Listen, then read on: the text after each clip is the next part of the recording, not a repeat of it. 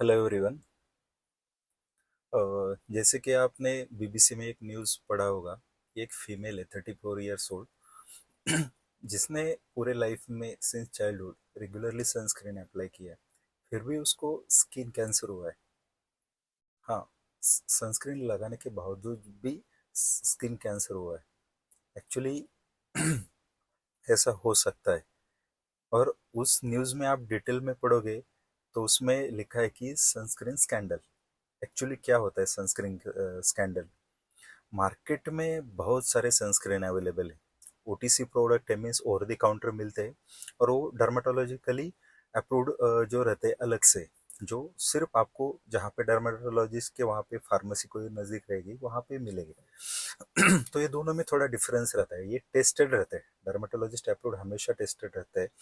Effect अच्छा रहता है as compare to OTC product, और वो सस्ते रहते हैं ओटीसी वाले।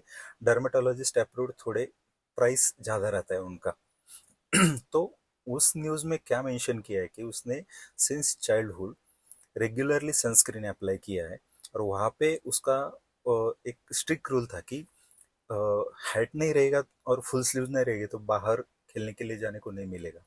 ऐसा चाइल्डहुड में उसके साथ था, तो वो रिलीजियसली उसने फॉलो किया है since she become Elder, and since she got skin cancer. So it is horrible. Means उसने बाद सब रेट्रोस्पेक्टिवली स्टडी किया तो उसको पता चला कि जो सनस्क्रीन यूज कर रही है और वो सनस्क्रीन क्लेम कर रही है कि इट इज SPF 50, वो ब्रॉड स्पेक्ट्रम है। बट एक्चुअली में वो ब्रॉड स्पेक्ट्रम नहीं थी। तो उसमें ये स्कैंडल हुआ है, ऐसा उसने नोटिस किया है। अल्ट्रावायलेट कुछ तो ब्रांड है वहाँ पे। एक्चुअली मैं ब्रांड के कुछ नाम नहीं ले सकता। इंडिया में भी बहुत सारे ओटीसी प्रोडक्ट है, बहुत ज़्यादा ब्रांडिंग है।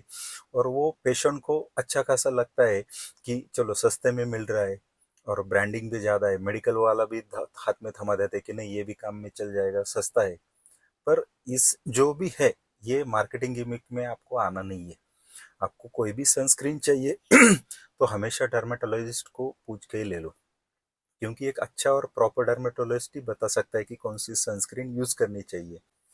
और रही सनस्क्रीन की, एक शॉर्ट में बताता हूँ कि सनस्क्रीन में जो इंग्रेडिएंट रहते हैं वो फिजिकल रहते हैं और केमिकल रहते हैं। Means physical sunscreen, chemical sunscreen. Physical sunscreen obviously safer रहती है, पर वो कैसा है, सब जगह काम नहीं करती। वो प्रोटेक्शन अच्छा खासा देती है, पर केमिकल सनस्क्रीन होना चाहिए। ये दोनों का एक मतलब म्यूचुअल मैकेनिज्म रहता है। उसमें मैं डिटेल में नहीं जाऊंगा, नहीं तो वीडियो बहुत लंबा हो जाएगा। तो केमिकल सनस्क्रीन में कैसा है, बहुत सारे केमिकल रहते हैं। उसमें से कुछ केमिकल्स जो बेंजोन वाले है, उसमें कुछ ऐसे इश्यूज रेज किए कि उसमें सिस्टम पे उसका इफेक्ट होता है, खास करके एंडोक्राइन सिस्टम पे या अदर ऑर्गन पे। बट वो रिपोर्ट्स लैब रिपोर्ट है एंड एनिमल स्टडीज है। एक्चुअली ह्यूमन पे जितने भी स्टडी हुए अभी तक ऐसा कोई रिपोर्ट आया नहीं है। आया है तो वो भी बहुत कम है।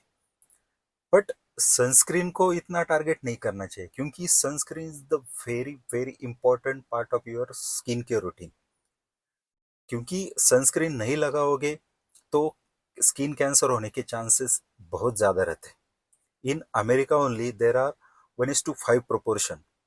मीन्स 5 में से एक पर्सन को स्किन कैंसर होने के चांसेस ज़्यादा है इफ ही और she may get exposure to long term sun exposure and she's or he is not applying sunscreen rigorously. Indian skin हमारी फिट्स पैट्रिक टाइप 4, 5, 6 रहती है, 4, 5। और वेस्टर्न पीपल का 1, 2, 3। There are 6 type of Fitzpatrick skin types. तो cancer होने के chances हमारे लिए बहुत कम रहते हैं। बट हम लोग ज़्यादा टैनिंग जल्दी हो जाते हैं, तो ऑब्वियसली पिगमेंटेशन ज़्यादा आएगा, वो भी एक कॉस्मेटिक कंसर्न रहता है। और रेयरली स्किन कैंसर होते हैं। मैंने अभी तक के मेरे 7, 8 साल के एक्सपीरियंस में मैंने देखा है कि स्किन कैंसर इंडिया में भी होते हैं। ऐसा है जिनका लॉन्ग टर्म सन एक्सपोजर है, खास करके फार्मर्स बेचारों। फार्मर्स लोगों के जो हमारे पूरे भारत में बहुत इंपॉर्टेंट है, उनको पता नहीं रहता है कि लॉन्ग टर्म सन एक्सपोजर के क्या कारण क्या हैजर्डस हो सकता है। तो एक्चुअली बेसिक मुझे ये कहना था कि जो ऑस्ट्रेलिया में हुआ है कि पर्टिकुलर ब्रांड ने सिर्फ कमिटमेंट दी कि हमारी स्किन, जो भी सनस्क्रीन है वो स्किन को बहुत अच्छा प्रोटेक्शन देगी, SPF 50 है, और PA5 का 4 स्टार का रेटिंग है, ब्रॉड स्पेक्ट्रम है। पर उस पेशेंट को स्किन कैंसर हुआ, वो ट्रस्ट करके वो सनस्क्रीन लगा रही थी, फिर भी कैंसर हुआ।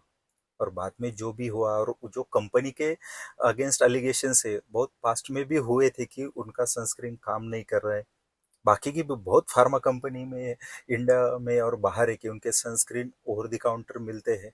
कुछ प्रॉपर डर्मेटोलॉजिस्ट अप्रूव्ड भी सनस्क्रीन है, वो भी अच्छी तरह से काम नहीं करती है।